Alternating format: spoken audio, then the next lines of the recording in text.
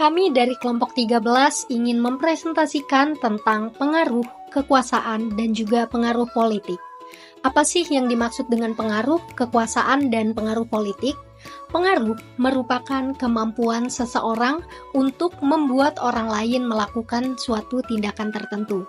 Sedangkan kekuasaan di tempat kerja merupakan proses yang lebih formal yang dapat didefinisikan sebagai penggunaan beberapa aspek dari hubungan kerja untuk memaksa atau memaksa orang lain untuk melakukan tindakan tertentu meskipun terdapat penolakan. Selanjutnya, pengaruh politik. Pengaruh politik yaitu kemampuan individu, kelompok, maupun institusi untuk mempengaruhi keputusan, kebijakan, dan juga tindakan pemerintah atau suatu organisasi. Selanjutnya yaitu pengaruh penggunaan kontrol sosial. Studi Kipnis DKK 1980 menemukan bahwa taktik pengaruh dipilih berdasarkan situasi, status individu, dan karakteristik organisasi. Beberapa orang dengan status yang lebih tinggi cenderung menggunakan taktik seperti ketegasan atau sanksi, sementara mereka dengan status lebih rendah lebih sering menggunakan himbauan rasional. Rekan kerja cenderung menggunakan pendekatan pertukaran dan persuasi rasional. Taktik pengaruh seperti ingratiation atau penjilat dan rasionalitas ditemukan efektif, sementara taktik promosi diri tidak. Penelitian juga menunjukkan bahwa bawahan menggunakan taktik berbeda tergantung pada apakah mereka mengejar tujuan pribadi atau organisasi. Bawahan cenderung menggunakan persuasi rasional dengan atasan partisipatif dan teknik seperti ingratiation dengan atasan otokratis. Studi lintas budaya menunjukkan bahwa manajer Amerika Serikat lebih menyukai persuasi rasional, sementara manajer Cina lebih memiliki taktik, koalisi, dan juga imbalan. Perbedaan dalam penggunaan taktik pengaruh juga terlihat antara individu dan kelompok, di mana kelompok sering menggunakan tekanan untuk menegakkan norma. Yang selanjutnya adalah kekuasaan, kekuatan utama dalam organisasi kerja. Kekuasaan adalah kekuatan formal dalam organisasi yang berasal dari peran atau posisi seseorang atau dari karakteristik individu seperti keahlian dan juga kualitas kepemimpinan. Kekuasaan berbeda dari pengaruh karena lebih konsisten dan sering kali efektif dalam berbagai situasi. Ada dua jenis utama sumber kekuasaan, yaitu kekuasaan organisasi dan kekuasaan individu. Kekuasaan organisasi berasal dari posisi dan kontrol atas sumber daya organisasi, sedangkan kekuasaan individu yaitu berasal dari karakteristik pribadi yang bernilai bagi organisasi. Yang selanjutnya yaitu jenis-jenis kekuasaan dalam organisasi, kekuasaan koersif, kekuasaan penghargaan, kekuasaan yang sah, kekuasaan ahli, dan kekuasaan rujukan. Kekuasaan koersif merupakan kemampuan untuk menghukum atau memberikan ancaman. Misalnya, pemimpin bisa menurunkan jabatan, memecat, ataupun memberikan tugas yang tidak disukai. Biasanya, hal tersebut membuat orang takut atau terpaksa untuk menurutinya. Yang kedua yaitu kekuasaan penghargaan. Nah, kekuasaan penghargaan ini merupakan kebalikan dari kekuasaan koersif, yaitu kekuatan untuk memberikan sesuatu yang positif seperti bonus misalnya, pujian, ataupun promosi. Dengan tersebut, orang cenderung mengikuti karena ada imbalan yang menarik untuk didapatkan. Yang ketiga yaitu kekuasaan yang sah. Kekuasaan yang sah datang dari posisi atau jabatan seseorang. Misalnya, kita menuruti pemimpin atau manajer kita karena dia mempunyai otoritas formal di perusahaan. Hal ini juga sering dihubungkan dengan kekuasaan koersif dan penghargaan. Yang keempat yaitu kekuasaan ahli. Kekuasaan ahli berasal dari pengetahuan atau keterampilan khusus yang dimiliki seseorang. Orang-orang cenderung mendengarkan dan mengikutinya karena mereka percaya bahwa orang tersebut memiliki ahli di bidangnya. Yang kelima atau yang terakhir yaitu kekuasaan rujukan, di mana kekuasaan rujukan yaitu kekuatan yang muncul karena seseorang yang dihormati atau disukai. Orang-orang ingin mengikuti beliau karena ingin membangun hubungan dekat atau mendapatkan persetujuannya. Dan ini biasanya dimiliki oleh pemimpin yang karismatik. Baiklah, akan saya lanjutkan mengenai topik dinamika kekuasaan dalam organisasi kerja. Apa itu kekuasaan? Kekuasaan merupakan elemen penting dalam organisasi kerja tentunya. Penelitian menunjukkan bagaimana distribusi kekuasaan, upaya untuk meningkatkan kekuasaan, hubungan antara kekuasaan dan ketergantungan, serta dampak kekuasaan terhadap kinerja dan kepuasan kerja. Slide selanjutnya, yang pertama yang menjelaskan tentang dinamika kekuasaan dalam organisasi kerja yaitu perbedaan dalam distribusi daya. Yaitu distribusi kekuasaan dalam organisasi. Kekuasaan tidak terdistribusi secara merata. Ada hierarki dengan lebih banyak kekuasaan di tingkat atas. Namun kekuasaan juga bergantung pada kekuatan pribadi seperti kekuasaan ahli atau keahlian dan kekuasaan referensial atau pengaruh.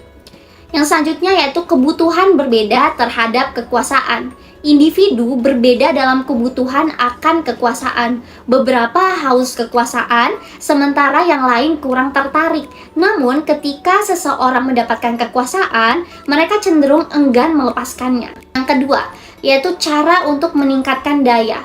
Yang pertama, yaitu meningkatkan kekuasaan melalui keahlian dan jaringan pastinya. Nah, kekuasaan dapat ditingkatkan dengan memperoleh keahlian itu tadi atau pengetahuan khusus serta membangun hubungan dengan anggota organisasi yang lebih berpengaruh lagi. Yang selanjutnya yaitu dengan cara koalisi dan kekuatan kolektif. Anggota berperingkat rendah ini dapat membentuk koalisi atau serikat pekerja untuk meningkatkan kekuasaan mereka secara kolektif. Semakin besar koalisinya, akan semakin besar pula juga kekuatannya. Yang ketiga, hubungan kekuasaan dan ketergantungan. Ketergantungan sebagai sumber kekuasaan. Kekuasaan dapat muncul dari ketergantungan. Jika A bergantung pada B dan B tidak bergantung pada A, maka B memiliki kekuasaan atas si A. Nah, dalam organisasi, ketergantungan ini sering terkait dengan akses terhadap sumber daya atau keahlian khusus. Nah, menghindari ketergantungan ini, organisasi berupaya menghindari ketergantungan pada satu sumber atau individu untuk menjaga keseimbangan kekuasaan. Yang selanjutnya yang keempat, yaitu kekuatan dan hasil kerja. Pengaruh kekuasaan pada kinerja dan kepuasan kerja. Kekuasaan ahli biasanya meningkatkan kinerja dan perilaku positif dalam organisasi. Sebaliknya, sedangkan kekuasaan koersif dapat mengurangi kepuasan kerja dan menurunkan kinerja karyawan jangka panjang. Nah, risiko penggunaan kekuasaan koersif ini yaitu meskipun bisa efektif dalam jangka pendek untuk menggunakan kekuasaan koersif, penggunaan kekuasaan koersif ini cenderung menurunkan motivasi dan meningkatkan perputaran karyawan. Jadi kurang bagus juga untuk jangka panjang penggunaan kekuasaan koersif ini. Yang kelima yaitu ada konsekuensi kekuatan. Reaksi terhadap penggunaan kekuasaan. Setiap penggunaan kekuasaan cenderung menimbulkan reaksi balik. Oleh karena itu, penting bagi pemegang kekuasaan untuk memiliki legitimasi agar dapat menggunakan kekuasaan secara efektif tanpa memicu perlawanan yang signifikan. Yang terakhir yaitu yang keenam, kekuasaan dan kepemimpinan. Kekuasaan dalam kepemimpinan yang efektif. Pemimpin yang efektif menggunakan berbagai basis kekuasaan untuk mencapai tujuan bersama. Kombinasi kekuasaan yang sah, referensial, ahli, dan penghargaan seringkali diperlukan untuk kepemimpinan yang efektif. Pemberdayaan dan pengaruhnya dari kekuasaan dan kepemimpinan ini yaitu pemberdayaan karyawan meningkatkan rasa kendali dan motivasi serta terkait dengan kreativitas, inovasi, dan kesuksesan karir di masa depan. Selanjutnya, kita membahas tentang persaingan memperebutkan kekuasaan dan sumber daya. Ketika sumber daya seperti uang, status, atau promosi menjadi langka, individu atau kelompok akan berusaha menggunakan pengaruh atau kekuasaan mereka untuk mendapatkan bagian lebih besar. Saat sumber daya langka, karyawan menggunakan relasi dan kekuasaan untuk mendapatkannya. Sebagai contoh, di sebuah perusahaan penerbitan, manajer mendapati bahwa komputer baru lebih dulu diberikan kepada karyawan yang bersahabat dengan manajernya, bukan yang paling membutuhkannya. Yang pertama, penilaian kinerja subjektif. Ketika kinerja tidak diukur secara objektif, orang cenderung menggunakan politik untuk memajukan karir mereka. Misalnya alih-alih fokus pada hasil kerja. Mereka mungkin membentuk aliansi atau mendiskreditkan kolega lain untuk mendapatkan promosi. Hal ini menjadi disfungsional karena pekerja terbaik tidak selalu diakui, sementara yang pandai berpolitik malah maju. Selanjutnya yang kedua, keterlambatan dalam pengukuran hasil kerja. Prinsip Peter menyatakan bahwa karyawan dipromosikan hingga mencapai tingkat di mana mereka tidak lagi kompeten. Ketika ini terjadi, mereka cenderung terlibat dalam politik organisasi untuk menutupi ketidakmampuan mereka. Selanjutnya, pengambilan keputusan kelompok. Semakin sering organisasi menggunakan pengambilan keputusan kelompok, semakin besar potensi politiknya. Jika prosesnya tidak diatur dengan baik, keputusan penting bisa terganggu oleh manuver politik internal. Selanjutnya, kurangnya kerjasama dan ketergantungan. Tim yang tidak bekerja sama atau saling bergantung cenderung terlibat dalam politik lebih banyak. Mereka lebih sering bersaing satu sama lain daripada bekerja sama untuk mencapai tujuan bersama. Definisi dan jenis politik organisasi. Politik organisasi, penggunaan pengaruh atau kekuasaan untuk mencapai tujuan pribadi dalam organisasi. Seringkali di luar jalur resmi. Politik fungsional membantu organisasi mencapai tujuan, contoh koalisi untuk proyek baru. Politik dual function menghambat pencapaian tujuan organisasi, contoh menyebarkan rumor yang negatif. Selanjutnya ada persepsi terhadap politik. Organisasi persepsi negatif karyawan sering melihat politik sebagai hal negatif terkait dengan stres, ketidakpuasan kerja, dan turnover. Variasi persepsi berbeda bergantung level jabatan, budaya, organisasi, dan jenis perilaku politik. Selanjutnya ada penyebab politik organisasi. Persaingan sumber daya. Ketika sumber daya langka, persaingan meningkat dan perilaku politik muncul. Penilaian kinerja subjektif. Jika penilaian kerja tidak objektif, karyawan cenderung berpolitik untuk mendapatkan keuntungan, keterlambatan, dan dalam pengukuran hasil. Pekerjaan jangka panjang seringkali sulit dinilai, mendorong perilaku politik untuk mendapatkan pengakuan kompensasi atas ketidakamanan kepuasan kerja. Karyawan yang berkurang kompeten mungkin berpolitik untuk menutupi kekurangan. Selanjutnya ada dampak politik organisasi. Ada berdua, yaitu positif dapat mendorong inovasi dan perubahan. Yang negatif mengurangi produktivitas, merusak hubungan antar karyawan, dan menciptakan iklim kinerja yang negatif. Yang terakhir ada strategi mengurangi politik organisasi. Tingkatkan transparansi, buat proses pengambilan keputusan lebih terbuka, adil, dan perkuat budaya organisasi. Ciptakan budaya yang menghargai kerjasama, integritas, dan kinerja. Tingkatkan komunikasi. Fasilitasi komunikasi terbuka antara semua level organisasi. Delegasikan kewenangan. Berikan karyawan lebih banyak wewenang untuk membuat keputusan. Gunakan sistem penilaian kinerja yang objektif. Evaluasi kerja berdasarkan hasil yang jelas dan terukur. Latih karyawan. Ajarkan keterampilan interpersonal dan resolusi konflik. Materi selanjutnya yaitu konsekuensi dari politik organisasi. Politik organisasi dapat membantu atau menghambat kinerja suatu organisasi. Terlalu banyak politik disfungsional dapat berdampak negatif pada produktivitas kelompok kerja sehingga karyawan bisa menghabiskan waktu berpolitik daripada bekerja.